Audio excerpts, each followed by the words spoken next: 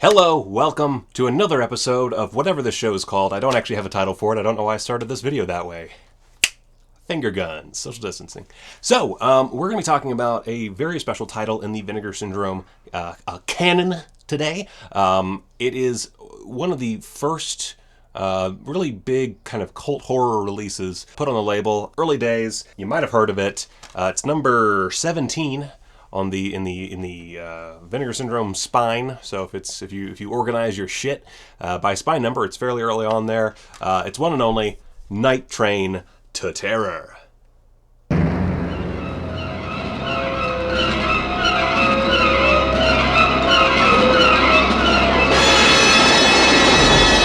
So Night Train to Terror is a really weird movie. Let's talk about it. Now, since this is such an early release for the company, it's a fairly simple one.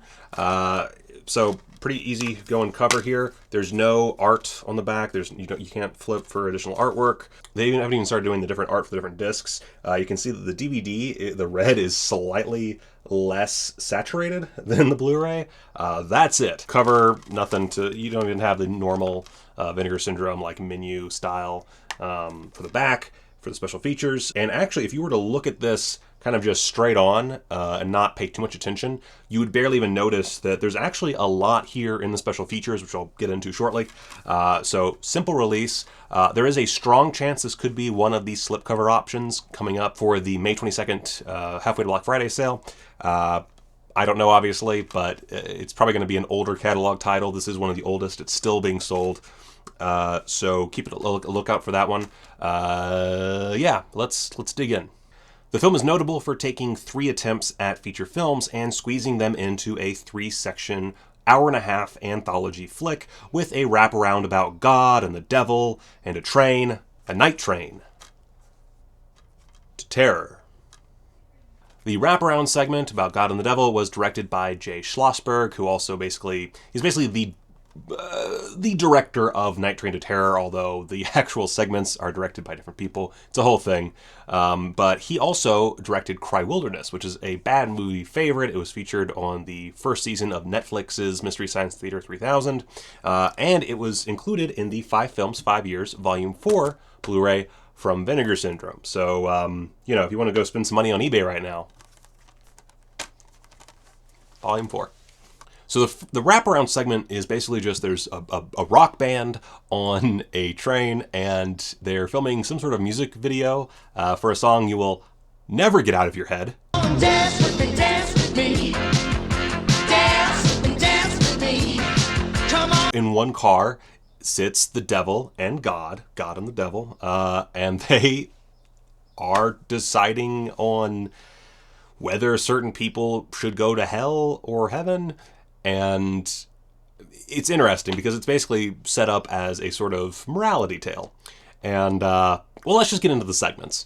It is his wedding night, but his wife lies dead at the bottom of the river, and Harry lies in a sanitarium ward, about to enter a new life of terror.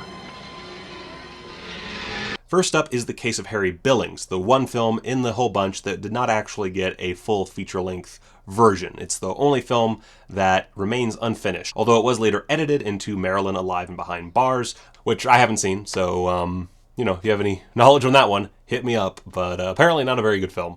Harry is a guy who gets kidnapped and placed in a mental institution, and there's something about organ harvesting. Now's probably a good time to mention that I've never actually watched this film not stoned out of my mind. Is that a joint, man? Next up is the case of Greta Connors, and it's fairly straightforward. It's the tale of 2 people who fall in love and wind up taking part in a club of nefarious rich folks who partake in deadly games for the sake of the thrill.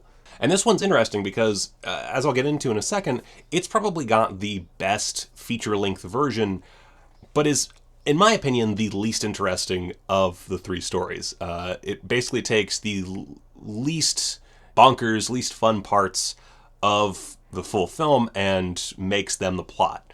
And as you can imagine, it doesn't edit together very well. In fact, none of these stories edit together very well. They make very little sense. Anyone who's seen Night Train to Terror or has heard about it probably knows that it is most well known for being a horribly edited film, and that makes sense. They took feature-length, hour-and-a-half films and squeezed them down into roughly half-hour segments, which you're going to get some narrative confusion when you do that. My favorite part is, and I won't spoil too much, but basically the titular character, Greta, she falls in love with this guy, Glenn, and the segment is basically broken down into 3 parts. And those 3 parts are 3 separate trials put through this group. And in the first trial, when she's introduced, she has this long hair and she has a very specific way of acting. And then in the second segment, or the second portion, she is completely different in her tone and she has very short hair. And you question, why is this happening? And you might not even recognize that it is Greta. She's not really, they never reference the fact that she's Greta. They don't reference the fact that her hair's shorter.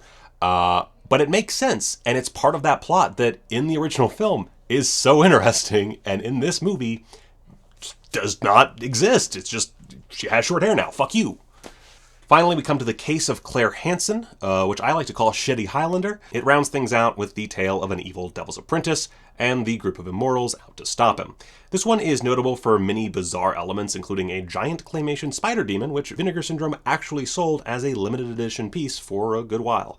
And this one's fun. It's probably the most obviously bad of the bunch. If you want to watch the feature-length version, there is a pretty low-quality transfer on Amazon Prime right now. It's labeled as Nightmare Never Ends. It's also known as Cataclysm, or as a giant pile of dog shit. Let's see, it has a whole Nazi subplot, obviously. It also stars the one and only Cameron Mitchell, who, of course, if you know Cameron Mitchell's filmography, is in 5,000 films. And he's Cameron Mitchell. He's really good in the role of a detective who's helping out this Jewish guy who recognizes the evil immortal Nazi guy, which the evil immortal Nazi guy, the actor never really went on to do anything else, which is a lot of characters, a lot of actors in these films have not gone on to do much else, probably because a lot of them were from Salt Lake City. And, by the way, these were all shot in Salt Lake City. Salt Lake City, well known for being the home of the worst Halloween sequels. You heard it here first, folks. Cameron Mitchell, really good. God damn it.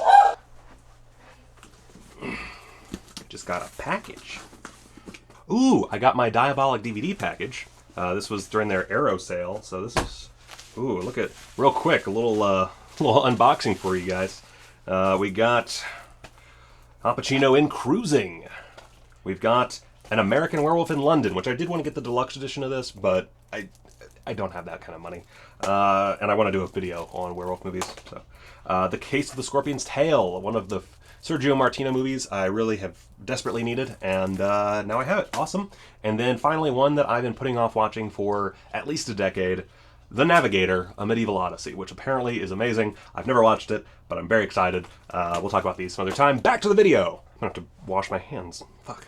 Okay. Don't touch the face. Don't touch the face. Don't touch the face. Okay, so what was I talking about, baby?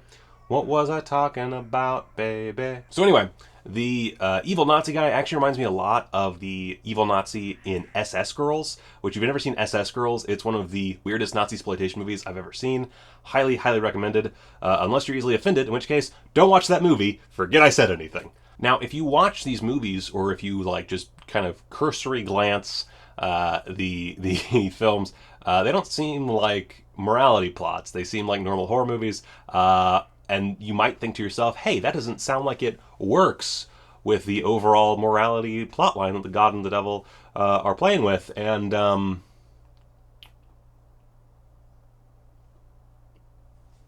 let's talk about the extras. The first extra is a commentary by the podcast The Hysteria Continues, which they've been on a few Vinegar Syndrome releases. They're a very entertaining podcast, and it's like a bunch of friends who are super knowledgeable about what they're watching, watching the movie, hanging out, sharing tidbits, having a good time. It's not, the best commentary in the world. It's no Troy Howarth, but what is? And it's a very serviceable, very fun commentary. I could see myself just throwing it on to have something in the background and to feel like I'm hanging out. So good stuff there. right out the gate. The other pseudo-commentary is an interview between Joe Rubin and Jay Schlossberg Cohen. Now, this interview is feature-length. It goes throughout the entire film. It's played basically as a commentary, but they are not commentating, so it's not technically a commentary. This one is super, super, super great. It is filled with knowledgeable tidbits from Jay Schlossberg Cohen, and there is an issue with Joe Rubin's audio. It's not very good at all. But with that said, he does not talk a lot. Jay Schlossberg Cohen is a talkative motherfucker, and he goes on for ages. I think it's like an hour into the film before he even starts talking about Night Train to Terror. He's very knowledgeable, very fun to listen to. So basically 2 great commentaries right off the bat. Awesome. Now on the DVD for Night Train to Terror, we also get a very special treat. This is something that a few Vinegar Syndrome releases have done, and that's include an additional film. And the additional film they include is perfect. It is Greta. It is the feature-length version of the second story, the one that I think is probably the least interesting. And Greta, as a film, is leagues better than Night Train to Terror. It is actually a pretty good film. Directed by John Carr. It is weird as shit, man. I guess if I'm being objective about it, it's not necessarily good, but for a Vinegar Syndrome fan, for someone who likes a lot of their releases, I think you'll find that it is pretty fucking great. It can never pick a tone. It does not know what plot it wants to stick with, but it's so much fun. And Meredith Hayes, who plays Greta, she is so good. In Night Train to Terror, she comes off as wooden and not that interesting. But in the actual film Greta, she is a powerhouse. Like, she's not an amazing actress, but she has a lot of great choices. Why don't you just get the fuck out of here, pal? Right? She's weird as shit in this movie, and it's so good. And I'm not going to get into the plot details because I enjoyed it taking me by surprise, but I highly recommend you check out this movie. It's so good. You also get an interview with assistant editor Wayne Schmidt that's, I think, like 30 minutes long. That one, pretty good, also very informative, gives you a lot of behind-the-scenes stuff about the whole process. The problem, really, with these interviews is John Carr's the guy who would really know most of the details, and so we don't really ever get the full story with the interviews, so that's too bad, but they're still very informative. You get a lot more knowledge about this movie than you probably could have ever hoped for. And other than that, there's a theatrical trailer. That's it. But I think overall, that's a lot in this package, especially for such an early release. Like, they put together a hell of a disc, or discs. This is an old Blu-ray case. I don't know if they've changed the design in reprints, or not the design, but the type of case. It's one of these awful these guys, which I fucking hate with a burning passion. It's so stupid. Not actually a problem with the film or even the release, really, but just a note to make. This was actually one of my first releases. I got this back when they did their, I think this was 2017? I don't know when this was, but they were putting together like essentials collections for their Black Friday sale, and I got the horror collection, or one of them. I don't remember how it worked now, but this came in the package, and so technically it is my first Vinegar Syndrome release that I ever bought, and I love it dearly. It's one of my favorite releases. Go check this one out if you can. Obviously, wait until the halfway sale. It might get a slipcover, which would be pretty dope. I will not be buying it again just for the slipcover. I'm not that kind of person, but if they do put out a slipcover, it'll probably be dope as hell. Who knows? Night Train to Terror. Fuck, balls. Night Train to Terror is super dope. So fun. Some people will like it more. Some people will like it a little bit less. My wife was not super enthused, but she at least found it fun. So yeah, go check it out. You can also check me out, segue, on Patreon, patreon.com/Michael Keane. Check me out on Twitter, @Michael Check me out on the Foss Books. Check me out on... I have an Instagram. You probably don't care about that one. I barely post. God, I'm really bad at self... Check out my movies, The Head and Fatal Future, on Amazon Prime. And until next time, go watch a movie.